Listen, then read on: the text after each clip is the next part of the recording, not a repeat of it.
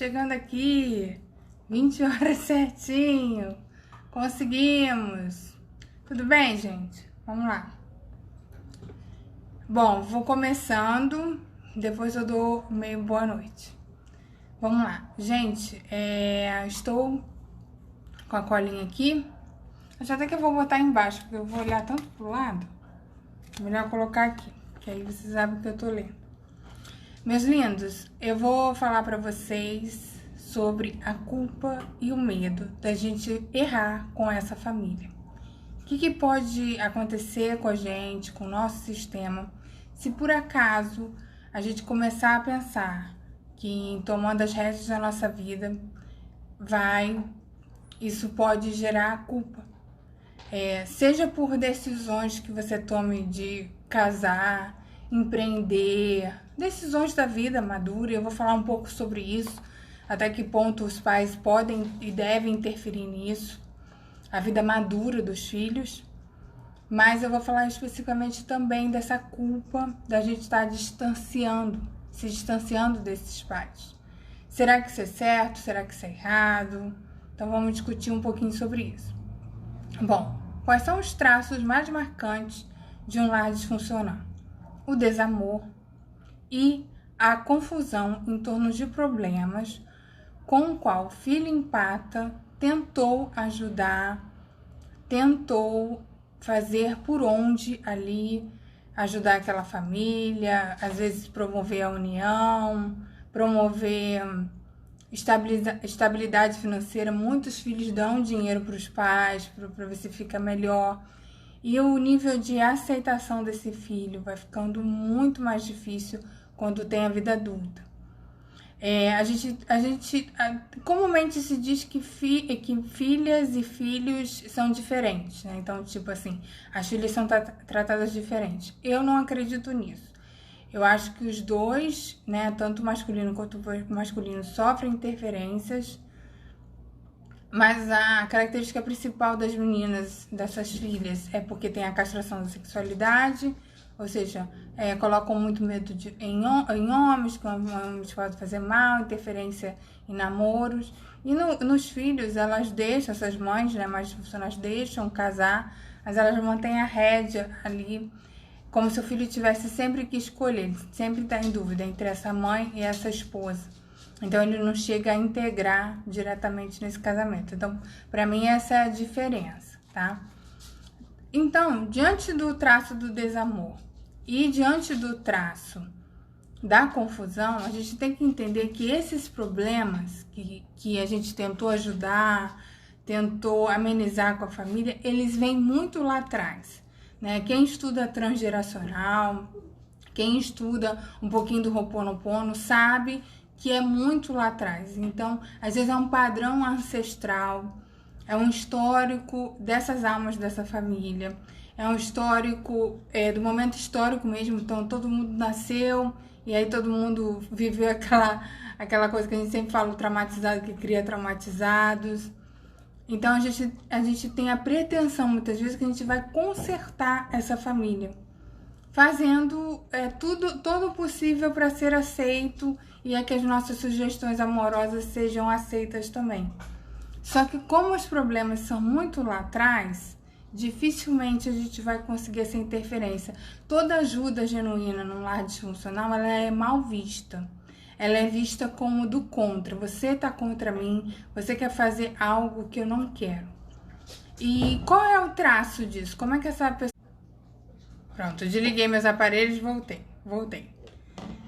Aparelho ligado, né, o Wi-Fi vai distribuindo. Então, essa família não vai chegar para você e verbalizar. O ego deles não vai conseguir deixar eles verbalizarem assim. Você tá ultrapassando a gente, você quer ajudar e a gente não quer ajuda genuína. Obrigada, eu já voltei, eu vi. Eles não vão dizer assim, eles vão começar a maltratar. Todo mundo que começa a maltratar a gente, na verdade, inconscientemente, eles querem que a gente deixe eles em paz.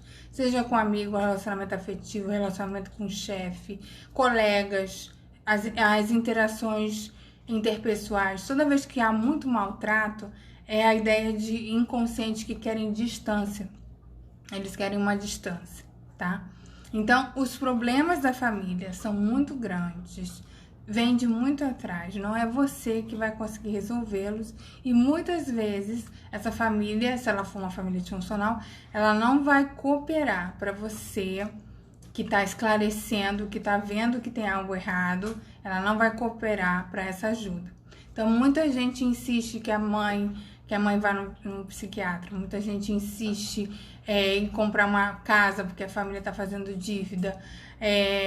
Tem muita gente que começa a tentar harmonizar os irmãos porque precisam estar unidos. É um grande esforço e você só perde a sua energia. E qual é um grande medo dessa pessoa que está ali tentando, aquele filho tentando fazer com que ele seja olhado e tudo tenha uma solução? Qual é o medo? É o medo de não pertencer mais. Porque toda vez que a gente está lutando por amor, na verdade a gente não tem. Vamos fazer um exercício aqui. Vamos pensar nas pessoas que vocês gostam realmente. Você gosta porque gosta. Não tem muita explicação. Você tem até umas afinidades. Mas aquela pessoa, quando a gente gosta, quando é livre... E a pessoa pode fazer as coisas, ter um padrão de vida diferente, pensar diferente. E a gente gosta da energia. É um amor que não tem luta. Toda vez que tem uma luta, tem o traço do desamor ali. E aí a gente fica brigando. Tá sem som ainda? Tá sem som? Voltou o som? Então tá bom. Então vou repetir. Toda vez que a gente tá brigando, tá lutando por amor, na verdade, esse amor, ele já é desamor. Ele já não tá existindo, ele já não tá na saúde, ele não tá saudável. Então, toda vez que vocês tiverem uma relação que vocês estão sentindo que tem luta, é porque algo foi perdido. E na família não é diferente. A gente fica lutando para aquela família ficar mais saudável emocionalmente e essa luta não consegue, não chega, né? O amor não chega. Então, uma das coisas que eu acredito para a gente liberar essa culpa é saber que os problemas vêm de muito antes. E não é a gente com a nossa pretensão, a gente é pequeno diante da família toda.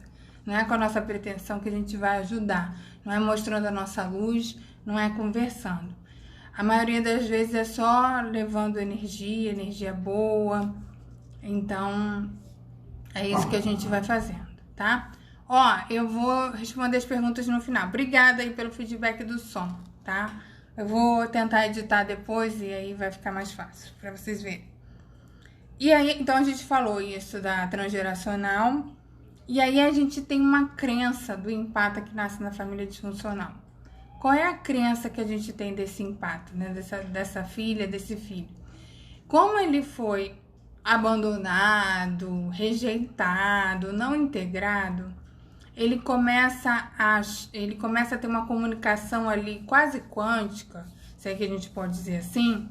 Ele começa a ter uma comunicação inconsciente que aquela família também, aquela mãe, aquele pai também tem as suas mazelas. Então, para ele não separar energeticamente, ele começa a ficar com medo. Então, os programas de vítima que tem dessa mãe, também tem esses programas de vítima nesse filho, se ele não conseguisse trabalhar. Os programas de abandono que tem na família, também muitas vezes tem nos filhos. Os programas de rejeição, de escassez financeira, de não estar saudável emocionalmente, padrões inconscientes também estão. E aí, esse empata começa a não aguentar, porque ele vê outros caminhos. É igual aquele mito da caverna do Platão. Ele começa a ver a luz.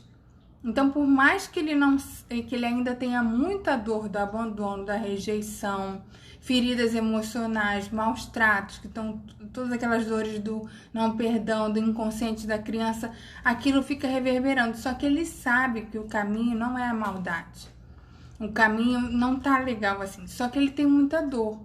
Então, como é que ele abandona alguém, na crença do empata? Como é que ele vai abandonar alguém se ele sabe como é que é a dor do abandono? Como é que ele vai rejeitar essa família ali no padrão disfuncional? Se ele também sabe como é que é a dor da rejeição.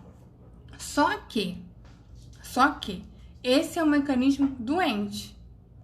Esse é um mecanismo de dor que as pessoas se apegam aos outros, se apegam a confusões, ansiedades, para tentar suprir. Então, nunca é uma coisa, assim, boa de se viver, tá? Porque é um padrão doente. E aí, o empata, se ele procurar ajuda, se ele procurar ajuda terapêutica, psiquiátrica, na saúde mental, ele vai conseguindo reconstituir isso. E aí, ele vê que ele vai tendo uma clareza sobre a sua história. Tendo a clareza sobre a história, ele começa a ficar triste, porque ele vai vendo que vai perder, né? Só que o que a gente nunca teve, a gente não perde. Então tem um caminho a seguir, um caminho para ir em frente, um caminho de mais amor que outras pessoas vão aceitar, né? Quando a gente vai entrando na nossa vibração e deixando um pouco esse afastamento do doente, da doença patológica da família, a gente começa a entrar na nossa energia e a nossa energia tem muitas conquistas. Mas para isso a gente não pode também estar adoecido emocionalmente. Senão a gente vai simplesmente se afastar, mas vai continuar reverberando toda aquela dor. Então não há uma cura específica ali, de sentimentos, do perdão, da reintegração dos buracos infantis, né? Tudo aquilo que foi deixado. E aí o medo toma conta. Toda vez que você sente muito medo, é porque algo ainda precisa ser trabalhado. Algo precisa muito ser trabalhado. Por isso que você tem a tendência de tipo assim, será que se eu for para trás é mais fácil? Será que se eu não largar é mais fácil? Olha aqui. Todos os meus pacientes e as coisas que eu vejo também conversando com vocês, a maioria não consegue fazer nenhum contato mínimo. Precisa de uma grande ajuda nesse amor próprio, nesse reconhecimento, para poder ter o distanciamento emocional. E porque dá a sensação que voltando para trás é um pouco mais fácil. E não fica cada vez mais difícil, porque tem os gatilhos, tem as memórias de dor, vai continuar tendo crítica, muita perversidade. Então vai ser difícil você gerar isso, tá? Gestar isso, se você não fizer esse amadurecimento psíquico, essas fases. Então a gente falou sobre o primeiro ponto, que é a transgeracional. Você não vai conseguir resolver todos esses problemas da família. E o segundo ponto é você trabalhar as suas crenças de empata. Principalmente se você se sente vítima, se você se sente abandonado, se você se sente rejeitado, se você sente que não tem potência nenhuma, se você sente que não serve para nada, se você sente que a vida não coopera com você. Porque o momento de distância, de saída, o movimento de ir para a sua vida, ele é doloroso. Ele dá a impressão que voltando para trás fica mais fácil. A gente se engana achando que eles estão melhores, né? Um dos motivos que eu tomei a decisão de não dar mais consultoria é por isso.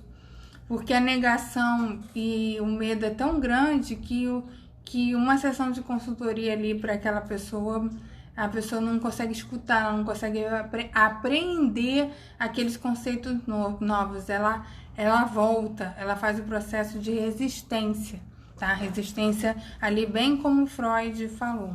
Se vocês estão com dificuldade de fazer processo terapêutico, eu já coloquei sites ali no IGS, né? Que tem sites de atendimento. Eu sempre estou colocando, sempre estou indicando assim. Pode ser um pouco da resistência. Aí vem o argumento que a gente não tem dinheiro. Mas pode ser a resistência. Chequem isso, digitem lá no Google resistência lá do Freud, que é bem interessante ver se a gente não está meio se sabotando. Tá? Então, a gente falou aqui da transgeracional e das crenças do empata que estão comunicando ainda o inconsciente da família. Não é meio dele, sabe? É lá atrás. Então, a gente fazendo o distanciamento emocional, fazendo o conhecimento disso, das dificuldades, trabalhando as suas lesões emocionais, você consegue ter uma maior clareza. Quando a gente não está tendo clareza do que está acontecendo, é porque tem um desenvolvimento psíquico ainda para ser resgatado, tá? Para ainda ser feito. O normal não é que a gente não tenha que a gente tenha ausência de medo, mas que a gente acredite que a vida nos apoia. Então, que isso não paralise a gente, não paralise nossas ações. Então, esse é o segundo ponto, tá? Então, espero que tenha ficado claro. Outra coisa que eu vejo muito é a questão do distanciar-se. A gente tem um padrão no Brasil de insegurança. Então, colocar culturalmente a família como tudo gera uma sensação de segurança. Aqui a gente está falando do coletivo antropológico, dos estudos sociológicos. Como a gente não tem um Estado muito bem marcado, presente, que dê assistência à população, a gente não tem nem programa de saúde mental direito, né, que atenda a população, a gente não tem uma assistência social que seja efetiva. Infelizmente a gente não tem. Pode ser que alguns lugares estejam melhores, mas assim, o grande público não tem muito acesso. Gente, pode colocar as perguntas aqui que eu respondo todas no final, tá? É só pra gente não interromper o raciocínio. Eu tô vendo que vocês estão colocando aí, muito obrigada. Mas pode continuar que depois no finalzinho a gente faz a perguntas e respostas, como eu sempre gosto de fazer. Deixa eu ver quem que a Lulão pegou na reta aqui pra morder. Ai, meu Deus. Tá na mola da cadeira, sabe? Bom, vamos ver o que acontece depois. Esse padrão da gente não conseguir se distanciar, que a gente tá vendo que tá distanciando e tá com muita dor, ele é um padrão numa lesão que fere um buraco emocional da criança que se chama autonomia, que começa aos 2, 3 anos. Antes disso, mas conceitualmente, né, lá na terapia corporal, o que eu aprendi, ele é um padrão de 2 anos. Sabe quando a criança corre? Correr, simbolicamente, para a criança eu posso me distanciar com segurança, porque eu posso voltar e a mamãe vai gostar de mim da mesma maneira.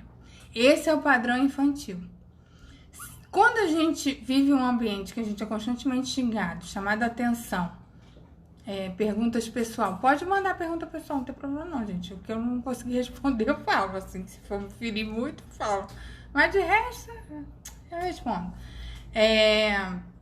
Quando a criança está distanciando, ou ela está brincando, e naquele ambiente é muito inseguro, é muito instável, essa mãe está sempre contra essa criança, sabotando ações dela. Por exemplo, aqui eu tenho vários clientes que não foram para o jardim de infância. Eu tenho uma cliente que tem muitas mágoas disso.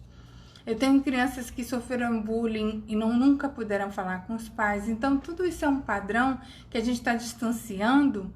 E lá nos 2, 3 anos, e depois, se a gente não viver essa fase bem, isso reverbera, vai indo arrastando para as outras idades da vida, ela começa a ter medo de se distanciar. Ferir a autonomia. Qual é o grande medo do empata? Dessa criança aqui do lar disfuncional? É ter autonomia. Ela acha que a vida não vai dar autonomia para ela. Ela começa a acreditar que a vida não vai apoiar. Se ela arrumar um lugar para alugar, ela não vai conseguir pagar. Então, continua vibrando lá no medo da criança que, se eu distanciar muito, eu tenho autonomia. Eu não vou ter autonomia. Isso é como se fosse reprimido. Como se fosse, não, é bastante reprimido.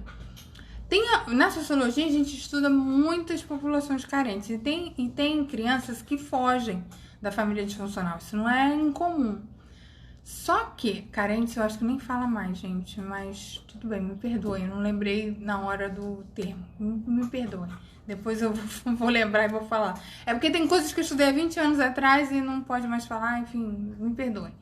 Mas tem crianças que fogem. A criança que consegue fugir, ela conseguiu viver bem ou mal a fase da autonomia. A criança que fica, ela não tá autônoma, ela não tá ali na sua potência. Então, ela se distanciar com segurança é muito difícil para ela, tá? Então, se vocês quiserem uma dica da corporal para fazer, passem a caminhar longas distâncias. Vê se vocês entram em contato com medo quando vocês estiverem caminhando. Faça algum movimento corporal, alguma luta, algum esporte que seja mais desafiador para ver se vocês vão ir conseguindo, se a energia do grupo ajuda, tá? Essa é uma dica da corporal. E da energética a gente tem que trabalhar essas crenças familiares. Porque, na verdade, o lar disfuncional também as pessoas não têm autonomia. Já viu aquela família que fica brigando, tá todo mundo junto? Brigando, tá todo mundo junto. Briga com um, aí fica emburrado, não fala, aí depois volta, aí no Natal arruma confusão. É esse padrão. Todo mundo tem uma falsa autonomia. Todo mundo acha que tá abafando, que casou, que cria bem os filhos, mas na verdade tá super falta de autonomia, tá? Então essa é a primeira questão que começa a vibrar no medo. E aí a gente entra na angústia da fase da adultização. Adultização é um termo que eu uso, tá, tia Bruna? Porque ele, classicamente, ele é referido à criança que se tornou adulto muito cedo, né? Teve que cumprir papéis familiares de adulto, de provedor. Mas eu vejo que no lar disfuncional, as vítimas, elas começam a ter o quê? Elas começam a se sabotar na vida de adulto. É como se ela não aguentasse as responsabilidades. E aí elas ficam presas no cativeiro, no quintal da família. Elas começam a ficar ali porque o processo de aguentar a responsabilidade vem com muito medo. Por exemplo, ela às vezes acredita, às vezes ela tem o dinheiro, mas ela compra uma casa longe da mãe, ela começa a vibrar no medo, então impede, tá? E o adulto, ele banca certas consequências. Só que na família disfuncional, qual é o padrão que a gente tem de consequências? São consequências catastróficas, né?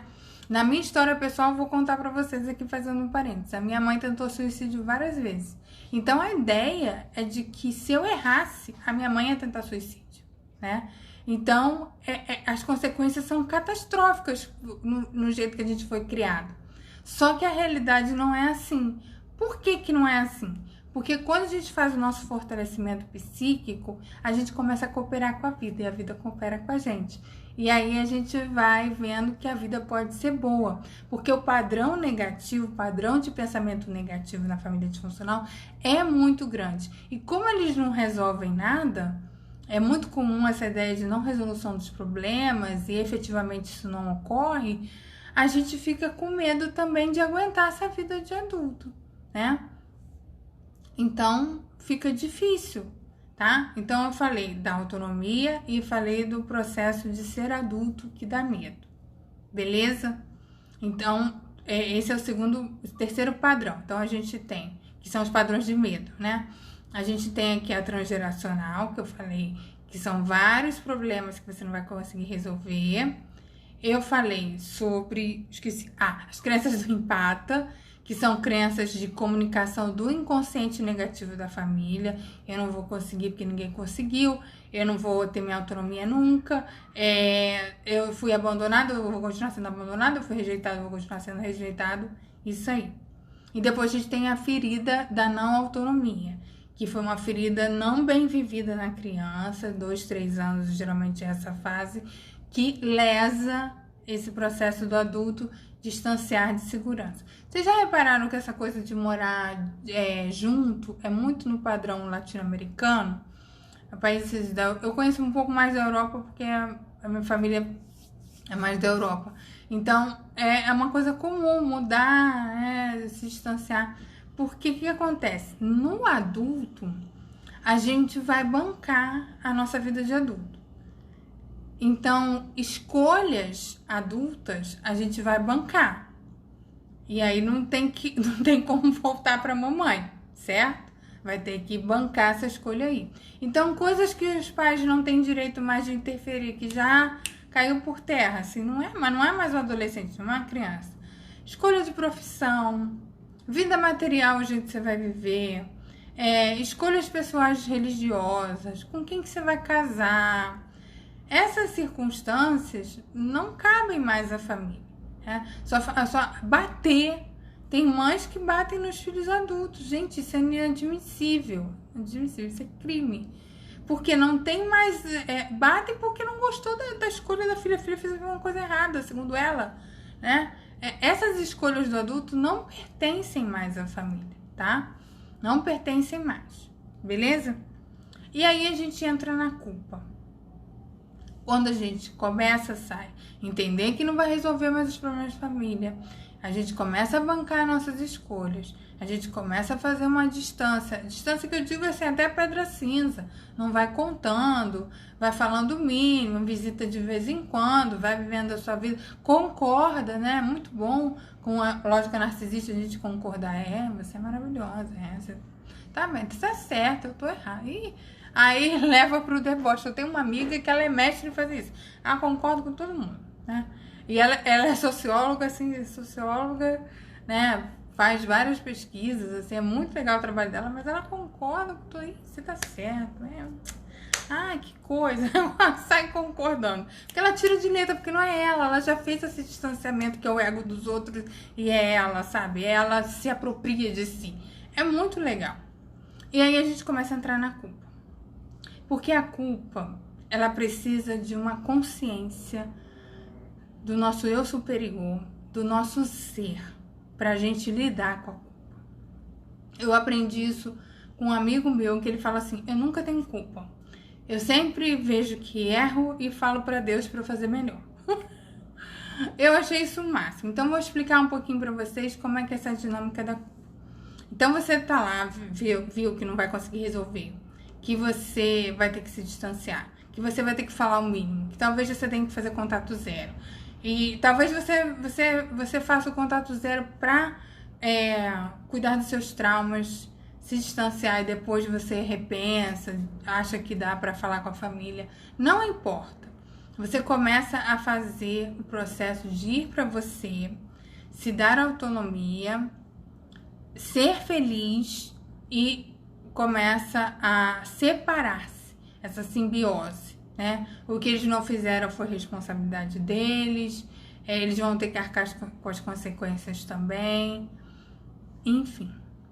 E aí você tá na sua vida que teve alguns erros, às vezes você não conseguiu ser amorosa com seus amigos, às vezes você perdeu uma oportunidade de trabalho, às vezes você não fez a faculdade certa e depois você pensou, putz, eu tinha talento para aquilo ali, eu tinha tino para isso aqui, não fiz. Ou ficou marcando passo muitos anos no trabalho. Eu tenho aqui pessoas angustiadas que ficam, ai Bruna, tô há 15 anos fazendo a mesma coisa. E eu fico, calma, vamos acionar a nossa missão de vida.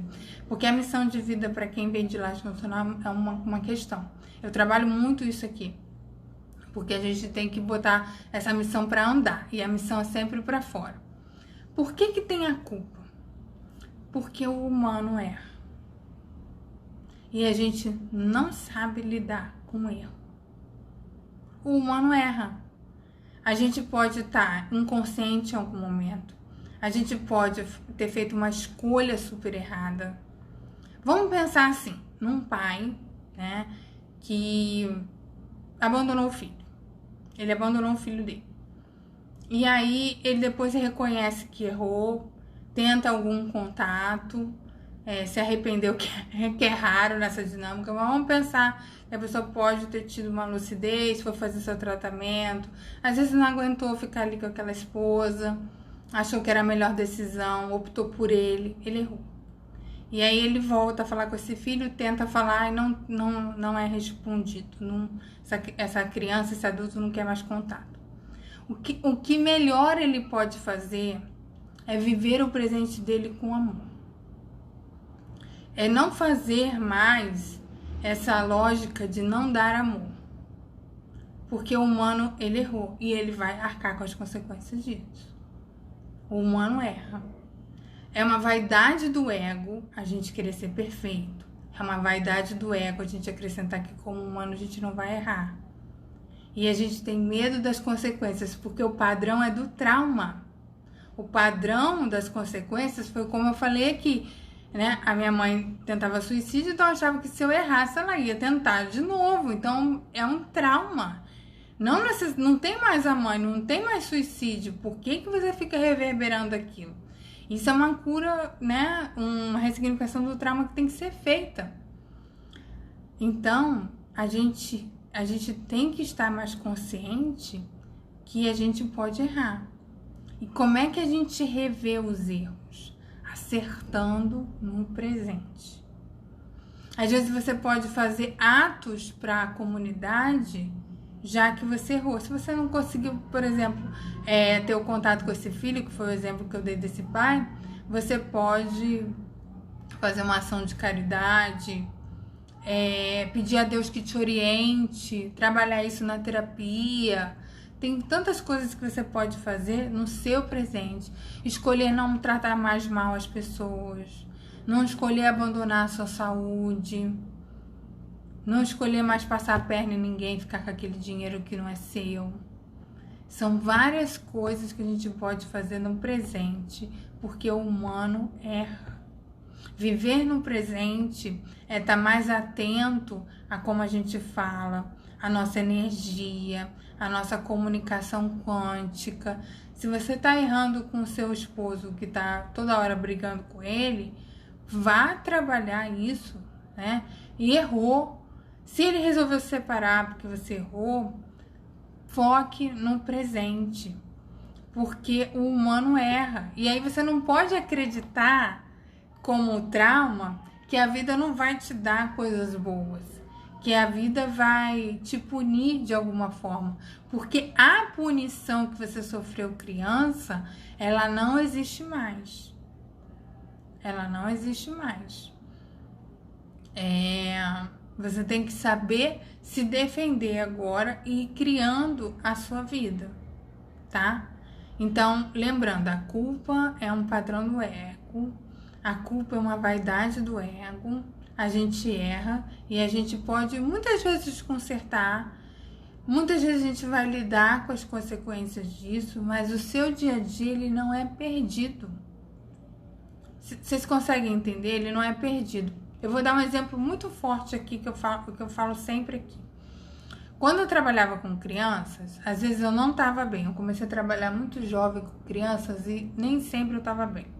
E eu falava para eles assim, na sessão, gente, a tia não tá bem hoje, eu tô triste, então a gente vai fazer uma coisa mais leve. Pode ser? Eles topavam. Se um pai e uma mãe chegam para uma criança e falam assim, filho, eu não tô bem, eu vou me distanciar, eu vou embora 3 meses, a criança acata. Se a sua mãe, o seu pai não estão aceitando que você tem algo, que você quer tratar seus traumas e por isso você vai se afastar, é um problema deles, não é um problema seu. Fiz meu tratamento terapêutico e vi que errei. Volta. O lado de lá não vai aceitar. Então, tem traço de desamor. Então, eles vão arcar com as escolhas dele. E você vai seguir a sua vida. Infelizmente, é isso. O adulto banca, certo? E a gente erra, gente. Vocês têm que ficar tranquilos com isso. O ruim do errar, e é péssimo, é porque lá tem trauma. E a gente pode ir acertando os nossos passos, né? E como é que a gente sabe que a gente está no caminho certo? Porque a vida aponta caminhos. E muitas vezes a gente está criando resistência. A gente não queria que fosse assim. A gente não queria que fosse assado. A gente não queria que fosse assim. Quando você aceita que a vida te deu um caminho e as coisas não estão funcionando, você fez de tudo para aquilo mudar, não está funcionando, é mais fácil funcionar quando você para. Quando você abre mão da ansiedade para aquilo. Deixa eu ver que coisa boa tem nisso aqui, né? E aí você talvez com a fluidez. Eu gosto muito da filosofia taoísta para isso. Eu acho que eles explicam muito bem. Se vocês quiserem fazer uma pesquisa sobre a filosofia taoísta, eu acho que o fluir da vida eles explicam muito bem. E é uma coisa que eu aplico e tem me tranquilizado muito. Eu tô sempre indico aqui no Insta. Claro que você tem que ver seus valores, checar se faz sentido para você, mas é um caminho da fluidez, né? Então, a culpa que a gente carrega é uma culpa que você tem que resolver os problemas de lá. E não é mais possível, gente. Essas pessoas estão te maltratando. Se elas estão te maltratando, elas não querem ajuda genuína. Certo? Quando alguém te maltrata, inconscientemente ela está dizendo para você se afastar, tá? Deixa eu ver, só a última coisa aqui que eu anotei. Ah, falei da cooperação da vida e falei também que trabalhando, não falei isso não. Trabalhando as suas crenças, você pode sempre enviar amor pro lar disfuncional. Por exemplo, eu não tenho mais contato com ninguém, eu tenho crianças na família. Eu duvido, se há um Deus, eu duvido que o fato de eu viver diferente não interfere energeticamente lá. Eu duvido. E eu não tô presente. Porque o que conta é a energia amorosa. Não é a gente estar lá para fazer, para suprir demanda irracional de ninguém. As pessoas na família ficam criando demandas neuróticas e a gente fica lá, porque quer ajudar. Na verdade, quem tá precisando de ajuda é você. Nossa, eu falei tanto que meus 2 cachorros estão aqui, tem alguma coisa aqui. Os 2 ficaram quietinhos, tá? Bom, deixa eu ver as perguntas. Vocês entenderam o que eu falei? Então a gente falou da transgeracional, que é um problema muito antigo. A gente falou do adulto, a gente falou da falta de autonomia, a gente falou dos traumas, das crenças do empata. E isso tudo gera medo, porque a gente acredita que a vida é muito difícil, muito pesada e não vai ajudar a gente, porque a gente tem a crença que a vida não vai cooperar. Como vamos ser dignos de amor da vida se a gente pode estar ferindo o lar? Só que isso é uma crença, porque a gente está fazendo uma ajuda elevada. A ajuda, ela não é na neurose, não é no draminha, ela é elevada. E a gente só responde bem a isso quando a gente começa o nosso processo, tá? E despertando aí. Bom, vocês entenderam? Me falem se vocês têm dúvidas aí. Agora eu vou resgatar as perguntas que eu tenho que vir enrolando, né? Vamos lá.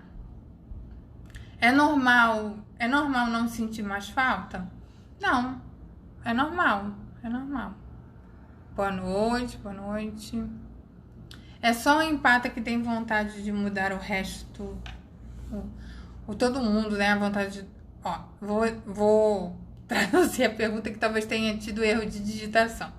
É só o empata que tem vontade de mudar todo mundo, que prefere ficar do mesmo jeito? Eu sou empata, não consigo não entender. Geralmente é. As pessoas com traços menos empáticos, elas vão seguindo assim, sabe? Elas não refletem muito. É bem comum. Como parar de reverberar a dor? É muito gatilho. Geralmente é porque essas fases precisam ser refeitas. Então, processo terapêutico, não tem muito jeito. Mas melhora, tá? O medo paralisa, não consigo sair do lugar. É muito difícil isso, porque são fases que a gente não viveu. Mas a gente tem que ir se apoiando no que vai dando certo, sabe? Se deu certo aqui, pode dar certo lá. Pelo menos eu vou fazendo assim. Sabe como eu me sinto? Com o pisca-pisca da árvore, procurando a lâmpada queimada para voltar, para ligar a luz. A gente tem a ideia de que se voltar fica mais fácil. Não é assim, gente. Sempre fui essa criança que me virei sozinha. Isso é muito comum. Aí eles abandonam. Eles deixam essa criança sem as necessidades emocionais supridas. É bem comum a criança que é mais autônoma, ela ser esquecida. Tá? Fale sobre as implicações espirituais do narcisismo. Ai, gente, olha só. Sobre essa questão espiritual. Eu vejo muito assim, despertar, mas eu acho que só vem depois do amadurecimento psíquico. É por isso que tem tantas pessoas que são espiritualistas, estão à frente de igrejas, templos, e tem tantas falhas. Eu sinceramente acho que se a pessoa primeiro for trabalhando esse psiquismo com segurança, trabalhar o humano, fica mais fácil a comunicação com o divino, tá? Beleza. Minha mãe me viu chorando e falou que é drama. Claro, porque ela também é dramática, né? É muito estranho alguém que não tem empatia. É estranho mesmo. É estranho.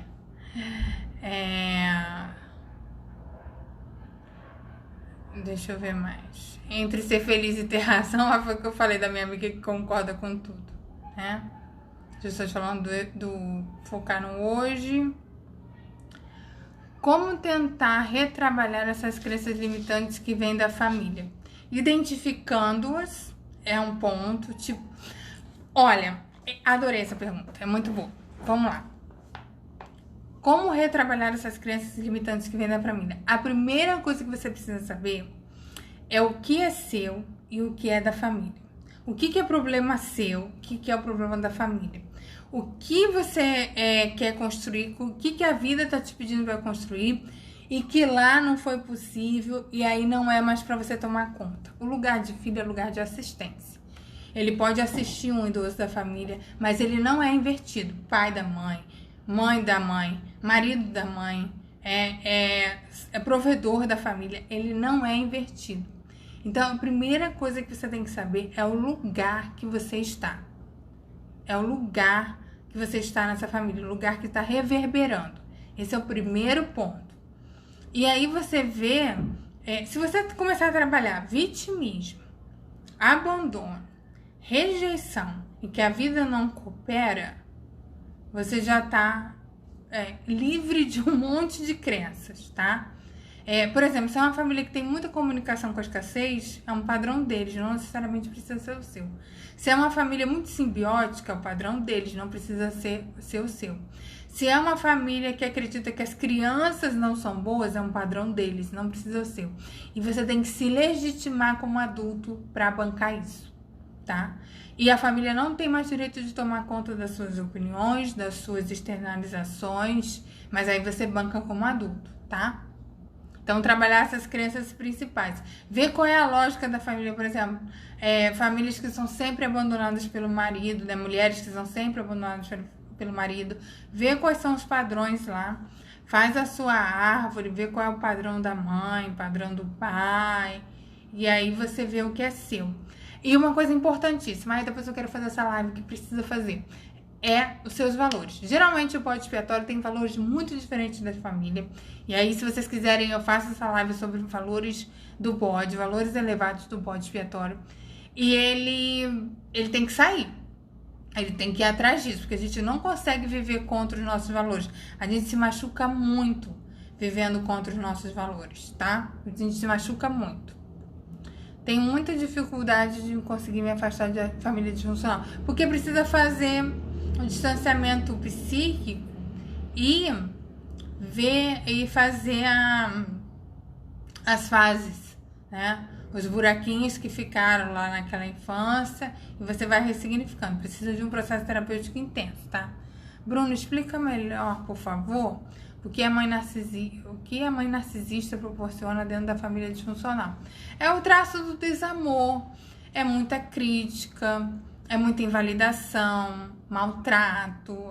A mãe narcisista maltrata muito, mesmo que seja oculta. Ela faz muita triangulação, ela afasta os irmãos de você, afasta as outras famílias se você for bode, né? Dourado também, ela faz a mesma coisa, só que é muito escondida. Ela provoca muita dor nessa criança. E essas dores comumente podem virar traumas. E aí você tem que trabalhar o trauma, porque o trauma gera um gatilho e geralmente é muito medo, tá? Então, a mãe narcisista, ela tem um padrão de gostar do sofrimento desse filho e das outras pessoas também. Então, o traço do desamor é muito grande. O que você tem que se agarrar é que a vida apoia quem coopera com ela e a vida apoia quem ama, tá? Apoia muito quem ama. Mas primeiro o amor a si, tá? Beleza. Culpa por não ajudar meu pai que me tratava mal. Culpa por não ajudar o pai. Ajuda elevada? A ajuda que você quer dar, uma ajuda elevada? Se for e ele não responder, você não tem que sentir culpa. E se você achar que tá errando, o humano erra. A vida é um risco. A maldade das pessoas ainda me assusta. Mas a gente tem como se proteger. Pescar as pessoas ajuda muito a gente. A gente fica safo com as pessoas, a gente já não aceita, a gente já não ressoa, sabe? A gente fica mais safo. Então a gente consegue sair mais. Sempre quis ouvir e não me importar com a minha mãe, as coisas horríveis que ela falava. Não consegui ignorar. A gente não consegue ignorar, a gente precisa trabalhar as nossas demandas ignoradas. O que a gente está ignorando há muito tempo dentro da gente, né? E aí a gente precisa de alguém que nos maltrate pra gente falar assim, não vale a pena viver isso, porque o meu medo de viver isso, de atender que tá aqui é tão grande que eu prefiro ficar presa. É esse padrão, tá? Virei tudo isso pra minha mãe. Mãe, marido, empregada. O padrão é infinito. A gente vira mãe da... São os papéis invertidos, né? A gente vira mãe da mãe, marido da mãe, empregada da mãe, faxineira da mãe, cozinheira da mãe, cuidadora da mãe. Mas aí a gente não ajuda da maneira elevada, porque a gente tem que ajudar essa pessoa a viver os processos da vida. E às vezes a gente só consegue fazer isso com afastamento ou no lugar da assistência. O pessoal falando dos valores do bode, eu vou fazer. Os irmãos não são unidos nessa família disfuncional? Dificilmente. Algumas pessoas conseguem depois ter uma união com os irmãos, mas é bem difícil, é muito mais comum não ter. Então não se agarre nessa expectativa, tá? Porque senão você vai sofrer muito. Porque senão você vai sempre tentando entrar e esses irmãos vão rejeitando, na forma de maltrato, na forma da passivo-agressivo, violência psicológica, convidando os outros e não convidando vocês. Aí você tá trabalhando a indignidade. Ou seja, você tá aceitando a migalha e seus valores é contra isso. Então, não dá. Tá. Tem um botão aqui que eu não sei o que é. Tem umas perguntas que as pessoas mandam. Ai, que legal. Bruna, desenvolvi medo de avião aos 37 anos, nesta realidade. Como se curar? Medo de avião? Olha, gente, sinceramente, pra mim, são crenças. Aí tem que fazer uma técnica do Theta Healing que se chama digging. A gente tem que cavar qual foi a primeira vez que você sentiu medo, tá? E o que pior pode acontecer. Se a gente... o pior que pode acontecer é vir morte pra você, pode ser medo dos processos que se encerram na vida. Porque todo processo que se encerra é um pouco de morte, né? Bruna, fazendo contato zero é difícil. A culpa pela infelicidade dela. Gente, eu vou responder essa porque essa é maravilhosa. Culpa pela infelicidade da mãe. Eu tenho um vídeo no meu canal que fala sobre o sofrimento da mãe. Tem culpa do sofrimento da mãe. Esse vídeo é muito legal. Porque, na verdade, a gente está sofrendo. Então, ressoa o mecanismo inconsciente de dor lá. Quando a gente começa a trabalhar esse sofrimento, a gente vai vendo que a gente é autorresponsável por ele. E a mamãe também é autorresponsável. Se ela está sofrendo muito, se você não tiver em contato zero, o lugar de assistência com ajuda elevada pode te ajudar. Por exemplo, se sua mãe, sei lá, tá passando fome e você decide levar uma cesta lá para ela, beleza. Lugar de assistência e ajuda elevada. Ela aceita se você falar uma ajuda que vai fazer com que aquele espírito se eleve? Se ela não aceitar, se ela te maltratar, o que você vai fazer? Né? Tá maltratando, ela não tá ajudando a vida a ajudá-la, né? Tá? Gostei desse negocinho de perguntas aqui, muito bom. Adorei. Queridos, vou encerrar. 8h54, a gente fez 1 hora de live. E não caiu, graças a Deus, né? Só parou um pouquinho no início. Meus lindos, muito obrigada. Eu vou fazer a live dos valores do bode, porque ele é diferente dos outros. Eu vou deixar o vídeo aqui no canal, tá? Super beijo, gente. Quem quiser depois mandar perguntas, me manda lá no stories que eu respondo. Tchau! Deixa eu encerrar aqui.